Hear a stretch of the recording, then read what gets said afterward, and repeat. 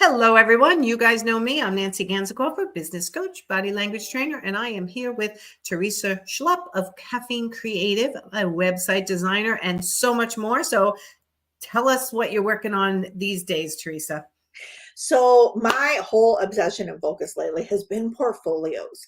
Honestly, with interior designers, it's portfolios because there's this status quo of you get pretty pictures and you put them on your website and then you go and look for the new job. Yes. And what we're missing out on is the marketing opportunity that is available in your portfolio. And so honestly, not only today, but next month, I'm going to be talking a lot about portfolios and how they can become the core aspect of your marketing plan. And that's where you're going to find your ideal clients. When you're really showcasing your work instead of coming up with the next clever idea, the next clever algorithm twist, hack, or whatever, like all those other silly things. If you would just showcase your work in a really strategic, fabulous way, you would not have to think about how you're going to market things again. Okay, so we are talking to interior designers who have portfolio pictures in this particular live, not the ones who are yet to have enough. Well, right? I even want to talk to the ones who are planning. You've got a project coming. Start planning your portfolio at the start of your project. Don't wait until the end. Start taking notes. Start taking ideas. Start documenting those pieces, because when it comes to putting that portfolio on the website, then you're going to have all this great written content that is going to support your SEO. It's going to support your visibility, and it can be utilized in your marketing, which again, we're going to dive a lot into that here in the next month. Okay, so let's talk about the elements for a powerful online interior design portfolio, which when I look at websites, sometimes I think, wow. And other times I go, not so wow. Yeah, right. And so there's two ways to wow somebody with your portfolio. The first one is obviously having fabulous images, and we're talking professional, well done images. So building that into your cost, I know you talk about that a lot, but it's going to pay for itself. So figure out how to get that in there. Yes. That's the first way. The second way is to start telling me about the project. So, and the very first element that I want to say is give me a name and summary, and give me something to think about. Don't just say new apartment, or apartment in New York City or something. Yeah. like be creative, So in the blog post that I had that it came out yesterday, it's talking about, as a project name and summary, it could be elegance redefined, transforming a historic brownstone into a modern oasis. Love it. That starts painting a picture in the person who's looking at that portfolio. They start picking, they're like, oh, I love brownstones, because I do love brownstones. And I don't have them where I live. So it would definitely pull me in. Right. But it starts pulling me into the portfolio, making me want to see it when you come up with a name and brief little one-line summary that grabs attention. Yes. So the beginning of the story, so to speak. The beginning of the story. Absolutely. So that's the first element that I encourage people to do it. And again, this is why I say start jotting down notes at the beginning of a project, because there may be a moment where something really fun and creative comes out of your mouth and you're like, oh, that's what I could name this project. I know. You know what? It's funny you're saying that, because in the Profit Insider Academy, my group program, we have Jenny Kano from the Interior Design Society come in and talk about the IDS. But one of the pieces that I always make her emphasize is the Designer of the Year Award application, because that application requires you from the beginning of a project, to be writing, what was the client's struggle? What did you do to solve it? And I said, even if you never go for a DOTI award, which is what they call it, Designer of the Year Award, if you never go print the application and use it as a base for every project, which would lead beautifully into what you're saying, is you thinking right from the beginning about the troubles, the obstacles, the name, what you're doing, and it starts the story. So it's almost a built-in way to do that as well. It's absolutely a built-in way. And the beauty of it is once you have those lovely pictures delivered by your photographer, you take that and that story that you've built along the way and hand it off to your web designer, and they go do their magic to make your portfolio shine. Yes. It really will simplify the process. So So that leads us to the next element. And this is a strategic one and it's super simple, but you want to put a category. Now, the category could be, let's say you do residential, commercial, and hospitality design. Then label it as it is. This is a residential project. This was a commercial project. Or maybe you do different design styles, such as contemporary or Traditional or mid-century modern or traditional, and coastal. Yeah, right, like you want to attract those. So if somebody is looking for coastal design ideas, if you list that project as a coastal residential interior design project, you're more likely to pop up in search engines. They're more likely to connect with you, especially when they're in your area, because that's how SEO works, is it tries to give you the local results based on where yes, you're searching. So put a category on your project so people understand a little bit more of what it is. This is also an educational piece because as a non-interior designer, I'm much more familiar than I was 5 years ago, but I may not pick something up as contemporary or transitional. And so we're kind of educating our clients that this is a more contemporary design, right, right. you know, and just educating them about us, about our process, about the design styles, and creating a category that is going to also help us in visibility. Yes. Okay. So that was Number two. element number 2, I think, correct? Yes, number 2. Okay. The next one is location. Now, you don't obviously give the address of the project, unless it's a commercial. I think you probably could if you want to invite people to that commercial property. But for Right. residential, you're not going to give the address, but you can give the area, Oyster Bay, New York, something like that. Just keeping it simple. Contemporary remodel in Oyster Bay, New York. That is going to help you show up in those local search results by listing things in the area that you're doing them in. And again, Yes. it's a very simple little piece that you can put onto your design portfolios. That's not going to take a lot of thought. We're going to get Right. into that here in a little bit, but it's just a simple. You're identifying location. So if somebody from Oyster Bay, New York goes into their computer and says, I don't know, coastal design or specialist, Oyster Bay, New York, they may come up with you because the words are on your website. And that's what Words SEO are is on your all website. about. Exactly. They're words that people are actually typing into search engines. Yes. Those are the first 3 categories, and they're really kind of the simple ones, project name summary that's eye-catching and grabs attention. Project category to let people know what type of work you do, and then the project location.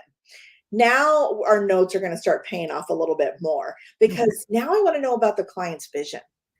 What did they want? What were they looking for? What, did you create for, what were they hoping for you to create for them? And so for example, just to read this example from my blog, our client sought a harmonious blend of contemporary aesthetics while preserving the historical charm of their beloved brownstone. A space designed for quiet evenings at home together with intimate groups of friends. So now we're painting a picture. Not only are we bringing in those keywords, brownstone, contemporary, historical charm, those things, but we're starting to paint a picture. Here are my clients, and they like quiet evenings at home and small gatherings. And you start imagining what that would look like for you.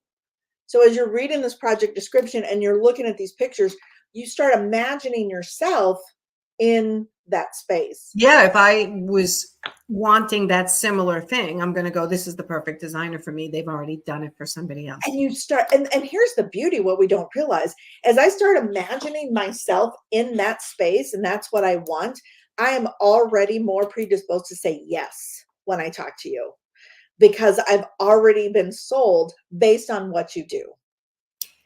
Yes. And, this translates over. So some people don't understand it for themselves because it's the shoemaker with no shoes, right? It's hard to imagine yourself. But this is done every day in my world, the coaching world, right? We're putting out emails about people struggling with time management. Oh, someone sees themselves in that blog about struggling for time management. I can help them with that. They see themselves in it. They see themselves in the next email that we talk about not charging their worth and not making enough money. So you're saying as an interior designer, you do the same thing. Show the person, I had the same thoughts that person had, that she helped or he helped. So I think they can help me too. Exactly. And that's why putting this story, basically building these elements, these written elements into your portfolio is going to help you do or help you sell your things. Okay. Yes. So tell the story, Okay, right? exactly. So that was number 4, but now I want to dive more into the design concept and talk about that design concept. This Okay. is where you talk a little bit about more your approach, and how you created the a vision based off of your client's vision. So we wanted to create a cozy retreat for them to entertain friends or have evenings at home. Like, talk about your design concept. And you don't have to get super technical, but you could talk about making sure that the lighting was appropriate to be adjusted for, mood lighting or something. I mean, like, whatever, like, talk. Right. Or if the sun's coming in the back windows too much for that room, for the way we put this type of a treatment in order to help out with that, like whatever your decisions were, share them so people really understand what you're talking about. Share them, exactly. And then that leads into those unique design elements. So you brought something unique to it. Maybe you have local art vendors that you work with exclusively, or custom cabinetry makers, or something like that. But talk about that. So, and when you talk about those unique design elements, not only, especially when you mention those other people that you work with, not only are you sharing a little bit more about the depth that you go into to make that space, but you're potentially getting in front of their audience as well and Yes. creating even more visibility. Yes. Yes. So again, talking about those unique design elements along with the vision, your vision, the client's vision, unique design elements, and then challenges. Talk about the challenges, because when you share the challenges you ran into, you are able to showcase your own ability to troubleshoot issues, to create innovative or solutions that they may not have thought of, that clients haven't thought of. So Yeah. by sharing the design challenges, you're showing how smart you are without saying, "Hey, look at me, I'm so smart." Exactly. And I love this, again, tying it into either a PDF they create for themselves. At every single file you're putting in, what were you what were you asked to do? What were the challenges? What did the client dictate or say to you about it? What did you decide to do that's unique and special? And keeping an ongoing file. I don't even care if it's an audio file. Keep Absolutely. keep notes so you can get it to your web designer or copywriter and get them to write a blog about this, or put it on your website as their portfolio. Put it on the website as the portfolio. And yes, it has the potential to expand into all areas of your marketing, which we're going to talk about next month, actually. Okie doke. I love So, this. all Okay. right. Last couple things here, or the last thing I was talking about here, is your clients' reactions and testimonials. Now, I know not every client is going to share a testimonial, but they are going to have a reaction at the reveal. And Yes. you can talk about that. So you could say something like the client's ecstatic reaction to their transformed space and newfound comfort reaffirm the success of our design approach. Something simple. It's a statement, and it just simply says, when I saw my client react, I knew that I hit it perfectly. I Yes. knew, and so share Yes. that reaction. Then if they share a testimonial, then that's icing on the cake, and it's a bonus to get into your portfolio as well. Absolutely. Otherwise, you've got that reaction where you can share that piece, and people won't even realize a testimonial is missing if the client chooses not to share one.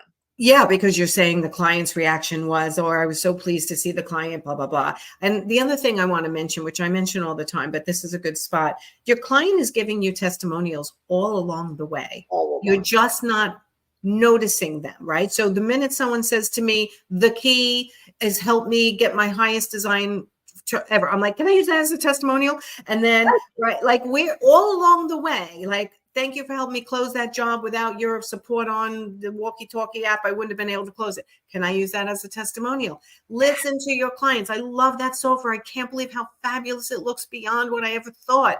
Can I use that as a testimonial? Write it down that they said it on the date they said it. Yes. Accumulate just in case they don't do a formal one for you. Exactly. And don't be upset if they don't do a formal one, Yes. because it's like taking a test. We freeze. We don't know what to say. We get worried. We want to make sure that we're saying the right thing. And most people, unless we have some kind of guidance on our testimonial of what you're looking for, most are just going to say, "Oh, it was so fabulous working with Nancy. She really got me." Right. Like, nice, but it doesn't it's not Well, that's where the real testimonials happen during the design process. Oh my in God, the that moment. artwork is amazing. I can't believe you set up the accessories that way. I can't believe the fireplace facade turned out so fabulous. I am so thrilled. Catch their words when they're happy with you, with the stuff you've chosen, when you're putting it in, even if it's not one big final reveal at the end. If they love the floor plan, they said, I never thought the floor plan could be like that. Never even thought of it. Capture those words all along the way. All along the way. And you can then put these elements into your portfolio on your website. And then you can put them in. And so having those notes, taking notes along the way, gathering those details, you're going to have a powerful online portfolio. And here's one thing that I put, because I've been working with my clients on doing this, and some of them are starting to adopt it, but some of them are hesitant. And they're like, well, but nobody else does this. Nobody else puts a lot of written words on their portfolio. But that's how you're going to be found on the internet, not by pictures, by the words. My job is not to help you be like everybody else. My job is to help you stand out, is what I share with people. And so be one of the first ones to go out and do this portfolio in this way and start getting noticed. And you know what? You're going to get busy because you're attracting the right clientele that you're not going to have time to know what everybody else is doing. So who cares what they're doing? Absolutely. I used to say, as an art consultant for 17 years, I used to say to people, do you want to put on your walls the expected, the things that everyone's putting from Home Goods? Or do you want, because you have an art consultant, something unexpected, some conversation piece, something that means something to you? Yes. So when you're using a web designer and you're putting up a portfolio, or if you're doing it yourself, do you want to blend in with the crowd, or do you want to stand out? Exactly. So standing out with all the elements that you outlined today. And if anyone came in late, go back and watch from the beginning, because you gave some amazing tips. And I do think with what you gave, they can stand out in their local area pretty nicely if they do everything you say. Very nicely in their local area. And that's the key, because most interior designers, that's where your focus and your bread and butter are, is that local area. And that's where you want to stand out. Yes. So yes. Take the time and do it. Yeah. All right. So tell everybody, if they need you, what you do for them and where they can find you. So you can find me at caffeinecreative.io, and I work with you on your marketing before website launch, as well as after launch, as well as building websites and creating branding profiles and strategies. So lots of information Teresa has to share with you. If you're struggling with your website and your marketing, reach out to Teresa, get some help. You know, not everyone needs a full coaching program. They have elements of their businesses that they want to work on, sort of separate and distinct. And if website is one of them, reach out to Teresa and get you hop on the phone with them for a free 15 minutes or something. Free 20 minutes. 20 minute discovery call, and we just chat. We chat about what your goals are, what you're looking for. And I don't have cookie cutter solutions. I have every package is personalized to my clients. I love that. Love that. All right, everyone, go have a great day. And Teresa and I will see you next time. Thanks, Teresa. Thank you. Bye, everyone.